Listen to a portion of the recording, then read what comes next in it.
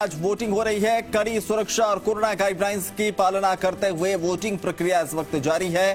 कुल 1775 वार्डों में आज वोटिंग हो रही है, जिसमें 14 लाख से ज्यादा मतदाता अपने मताधिकार का प्रयोग कर रहे हैं। 1775 वार्डों में कुल 7249 प्रत्याशी चुनाव मैदान में हैं। तस्वीरें आपको दिखा रहे हैं 8 अलग अलग जगहों की तस्वीरें, जिनमें आप देख सकते हैं किस तरह से उत्साह नजर आएगा आपको मतदाताओं में।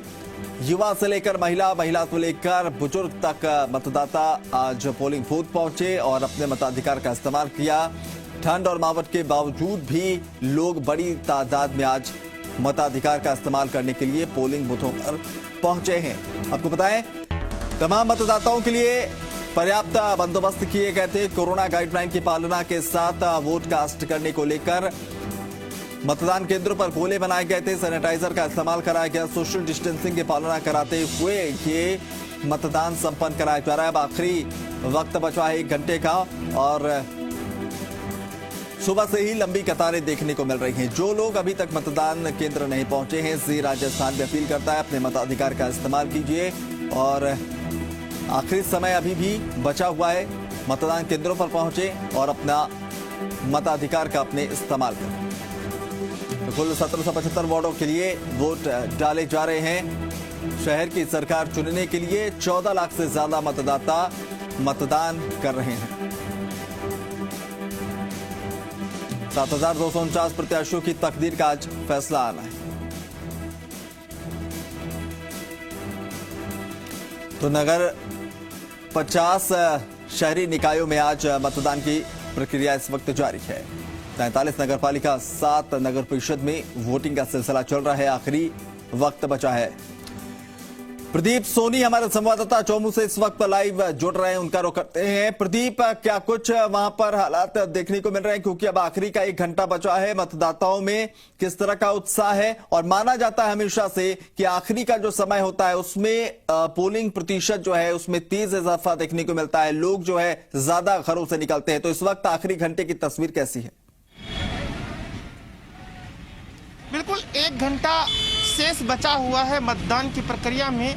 फिलहाल यहाँ की अगर बात की जावे कि 75% मतदान अब तक हो चुका है। 1 घंटे में जो मतदाता बचे हैं वे मतदान केंद्र तक पहुंचेंगे और अपना मतदान करेंगे। क्योंकि यह सीजन है शादी विवाह का।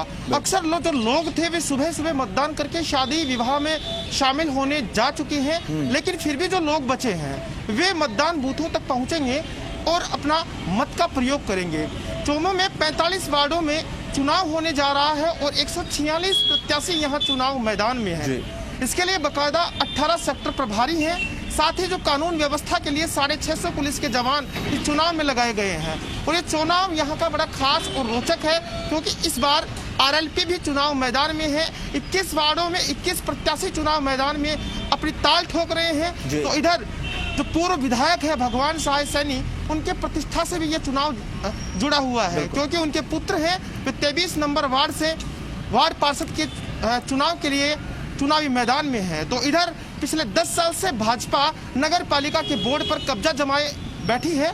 तो कांग्रेस इस जुगत में है कि जो भाजपा का किला है उसको भेदने की कोशिश की जा रही है। जी प्रदीप, सबसे महत्वपूर्ण ये भी आपसे जानना चाहेंगे, चूंकि आखिरी घंटे का वक्त बचा हुआ है, पूरे दिन जो है लंबी कतारें देखने को मिली हैं। व्यवस्थाओं की अगर बात करें तो क्या कुछ व्यवस्थाएं देखने को मिली और जो मतदाता पहुंचे थे वोट कास्ट करने, वो इन व्यवस्थाओं से कितने संतुष्ट नजर आ रहे थे? देखिए अभिनव, सबसे खास बात ये रही कि जो कोरोना संक्रमण के बीच में ये चुनाव था, इसको लेकर प्रशासन ने जो व्यवस्था की थी कि सोशल डिस्टेंस है वो कैसे मेंटेन हो, इसके लिए जो बूथों की संख्या थी वो बढ़ाई गई थी। 89 बूथ यहाँ बनाए गए थे। तो सुबह तकरीबन 2 घंटे तक बूथ के बाहर हमें कतार देखने को मिली, लेकिन इसके बाद में कोई कतार नहीं थी। 10-15 लोग जो बूथों के बाहर खड़े थे वही नजर आ रहे थे। इसका मतलब कि प्रशासन ने कोरोना संक्रमण को लेकर खासा विशेष फोकस रखा और इस शांतिप्रिय तरीके से चुनाव को करवाने की कोशिश की है। जी अभिनव।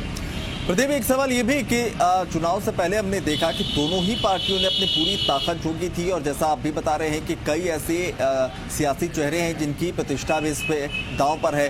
ऐसे में ये समझना बेहद जरूरी है कि चूंकि अब तक 75% से ज्यादा का मतदान हो चुका है, अभी भी वक्त है, तो कयास ये लगाए जा रहे हैं कि तकरीबन 80 से 82% मतदान वहां पर देखने को मिलेंगे। तो लोगों में मुख्य जो एजेंडा है, किन बातों को लेकर लोग घरों से बाहर निकले हैं और किन बातों को मद्देनजर रखते हुए इस बार जो है वोटिंग कर रहे हैं, वोट कास्ट कर रहे हैं, वो मैं समझना चाहूंगा।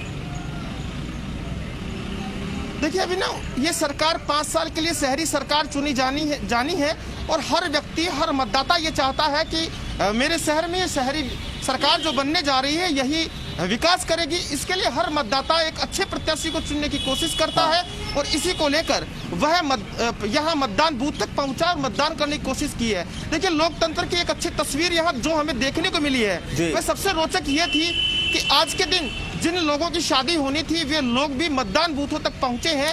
यानी दूल्हे की जो परिवेश थी उसी परिवेश में पहले उन्होंने मतदान किया है और उसके बाद में बारात लेकर रवाना हुए हैं। तो ये तस्वीर बिल्कुल लोकतंत्र को एक अच्छी तस्वीर कही जा सकती है कि इससे लोकतंत्र मजबूत होगा।